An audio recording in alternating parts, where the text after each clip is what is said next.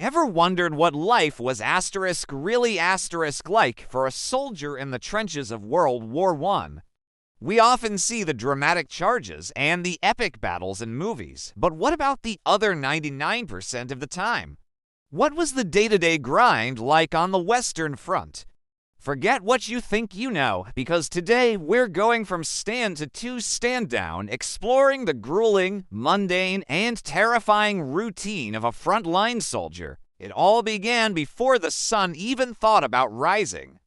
Around an hour before dawn, a chilling cry would echo through the trench. Stand to. This was the most dangerous time of day. The dim, pre-dawn light was perfect for enemy raids, so every soldier, no matter how exhausted, had to climb onto the fire step.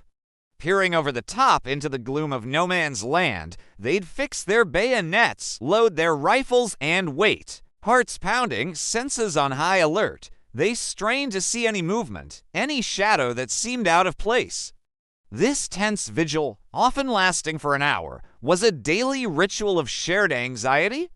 It was a stark reminder that even in the quietest moments, death was only a heartbeat away. As the sun finally broke the horizon and the risk of a surprise attack lessened, the order for stand down would come. It wasn't a signal to relax, but a shift in gears. For many, this was the moment for the rum ration. A small amount of rum, distributed by an officer, was a welcome relief from the morning chill and the lingering tension. It was a small comfort, a moment of warmth in a cold, damp world. Following this, if they were lucky, breakfast would arrive. This usually meant a meager meal of bacon and stale bread, often cold by the time it reached the front line after being carried up from the field kitchens in the rear. It wasn't much, but it was fuel for the exhausting day ahead. With breakfast over, the real work began. The trenches were in a constant state of decay, and a soldier's life was one of endless labor. The primary job was trench maintenance. Constant shelling and relentless rain meant that the walls were always collapsing. Soldiers would spend hours rebuilding the parapets and parados with sandbags. They had to repair the wooden duckboards that lined the trench floor, trying to keep them from sinking into the inescapable mud. This mud, the infamous trench slime, was a foul-smelling mixture of clay, water, and human waste, and it got into everything. Another crucial task was pumping out water. Trenches would flood, sometimes waist-deep, leading to the dreaded trench foot, a painful condition that could lead to amputation. Beyond the heavy labor, there were countless other duties. Sentry duty was a 24/7 job. In 2-hour shifts, soldiers would be posted at observation points, using periscopes to avoid sniper fire while scanning no man's land for any enemy activity. Their reports were vital for intelligence. Others would be tasked with cleaning their rifles. In the mud and filth of the trenches, a clean, functioning weapon was a soldier's best friend. A jammed rifle in a critical moment was a death sentence, so they meticulously cleaned their gear every single day. The rest of the men might be sent to fetch supplies, repair barbed wire entanglements under the cover of darkness, or dig new latrines. The work was dirty, dangerous, and utterly relentless. So where was the downtime in all this? Free time was a rare and precious commodity, snatched in brief moments between duties. One of the most common activities was writing letters home. This was a vital link to the world they had left behind, a way to maintain their sanity and sense of self. Censors would read every letter, removing any sensitive information about location or morale, but soldiers found ways to communicate their feelings.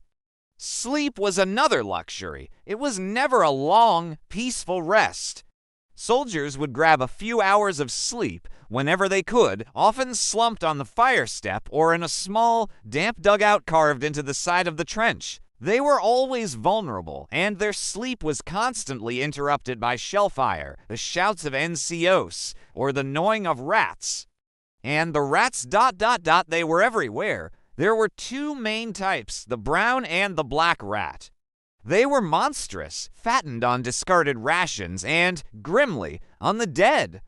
They would crawl over sleeping soldiers, steal food, and were a constant, unsettling presence. Lice were another torment. Living in the seams of their uniforms, they caused a condition known as trench fever, leading to intense pain and high fevers.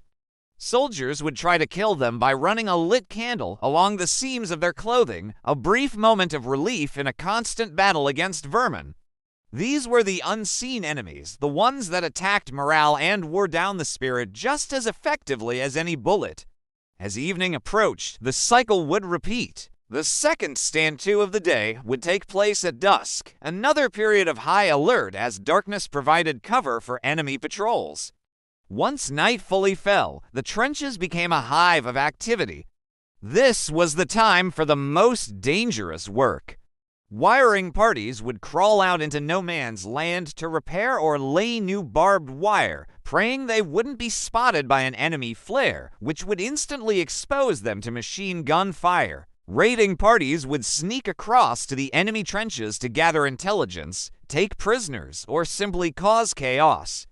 For those left in the trench, it was another long night of sentry duty, listening to the terrifying sounds of the dark, the whistle of incoming shells, the distant rattle of machine guns, and the eerie silence in between. This exhausting routine would typically last for about 4 to 8 days before a unit was rotated out. First, they'd move back to the support trenches, then further to the reserve lines. Finally, they'd get a brief rest period in a village or camp far behind the front. But this rest was often filled with more training, drills, and labor. It was a brief respite, but the psychological toll of the front line never truly left them. The constant threat of death, the horrific sights, the loss of comrades, it all added up. This cycle of frontline duty, support, reserve, and rest was the rhythm of a soldier's life, a brutal, repetitive dance with mortality. It was a world away from the heroic charges, defined by mud, labor, fear, and an extraordinary level of human endurance. So, the next time you think of World War I, remember the daily grind. Remember the stand-to in the cold dawn, the endless digging, the fight against mud and rats, and the quiet moments of terror and longing. It's in this routine that we find the true measure of the resilience and sacrifice of an entire generation. Thank you so much for watching. If you found this glimpse into history interesting, please hit that like button and subscribe for more deep dives into the past. We'll see you in the next one.